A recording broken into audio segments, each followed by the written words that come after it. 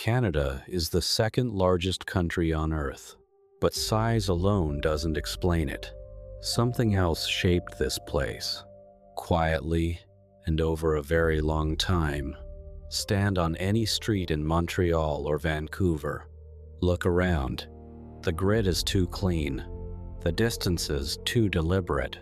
The borders too straight. Nature doesn't draw straight lines. People do. And when people draw lines that precise, it's worth asking why. What the textbooks say, Canada became a country in 1867.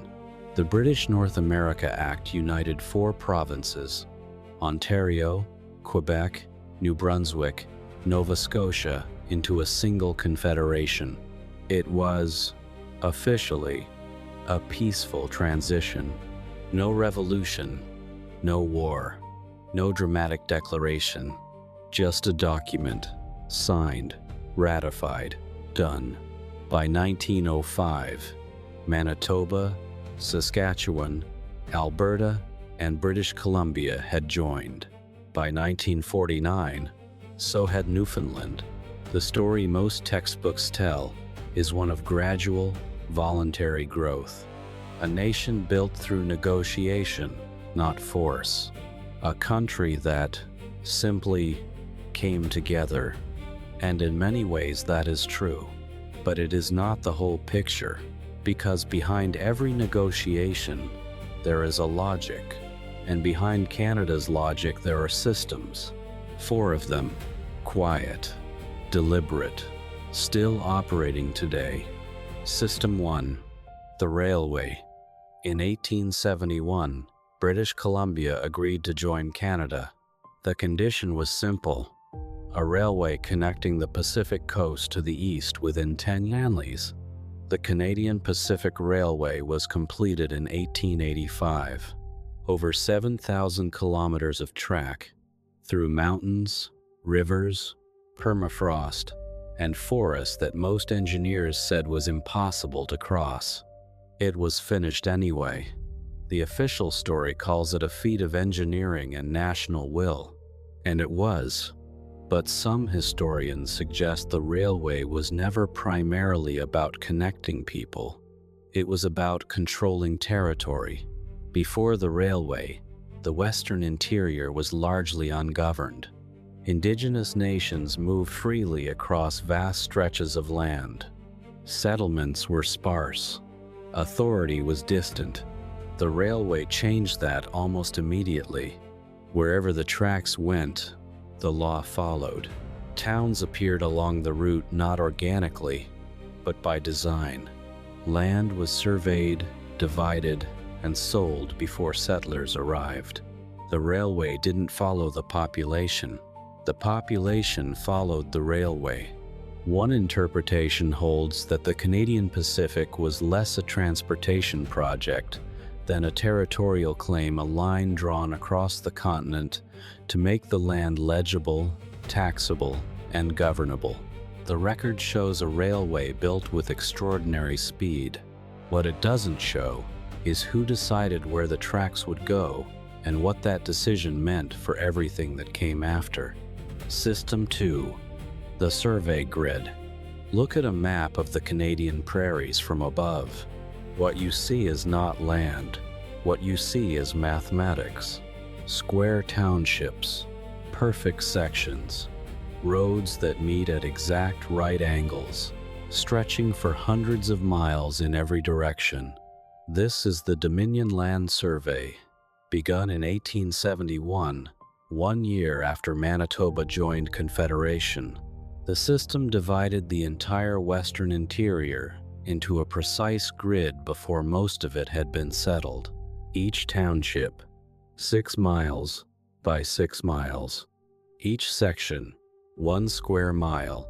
Each quarter section, 160 acres, the exact size offered to settlers under the Homestead Act. The land was measured before anyone lived on it, named before anyone named it, divided before anyone chose it. Some researchers suggest this was not merely administrative convenience. It was a way of making indigenous land which had no such grid, no such division invisible to the legal systems that were about to govern it. To survey land is to claim it. To divide it is to own it. To name it is to erase what it was called before. The Dominion Land Survey still defines how most of Western Canada looks today. Drive through Saskatchewan or Alberta. The roads you drive on follow lines drawn in Ottawa in the 1870s by men who had never seen the land they were dividing. That precision didn't come from nature. It came from intent. System 3. The Resource Corridor. Canada exports oil, wheat, timber, minerals, hydroelectric power. This is well known. What is less discussed is the pattern of where those resources go and how that pattern was built into Canada's infrastructure from the beginning. The St. Lawrence Seaway, the Trans-Canada Pipeline, the export terminals on both coasts. All of it moves resources outward, not inward, not between Canadian cities, outward, toward foreign markets. Some economists argue this is simply the logic of a resource-rich, population-sparse country. Canada has more land than people. Of course it exports. But one interpretation holds that Canada was designed from its earliest colonial period as an extraction economy, not a place where wealth is built, a place where wealth is moved. The fur trade, then timber, then wheat, then oil. Each era, a different resource, the same direction of flow. The record shows a country that has consistently been among the world's largest exporters of raw materials. What it doesn't show is how much of the infrastructure built to move those resources was financed, designed, or lobbied for by interests outside Canada's borders. It is worth asking, when a country's roads and railways and pipelines all point outward, who planned the direction? System 4. The Invisible Border. Canada shares the longest undefended border in the world with the United States, 8,891 kilometers, almost entirely straight. The 49th parallel drawn in 1818 runs across the continent with a geometric precision that has no relationship to rivers, mountains, or any natural boundary. It was negotiated in London and Washington, not in the land it divided, and yet on either side of that line the differences are real. Different healthcare systems, different gun laws, different political cultures. The line is invisible, and yet it holds. Some historians suggest that the 49th parallel was less a border between two countries than a managed boundary between two systems designed to keep certain resources, certain labor, and certain loyalties on the northern side. Canada was never meant to merge with the United States, but it was also never meant to fully separate. One interpretation holds that the border was drawn precisely to maintain a productive tension, close enough for trade, distant enough for difference. A neighbor you can rely on, a partner who is never quite a rival.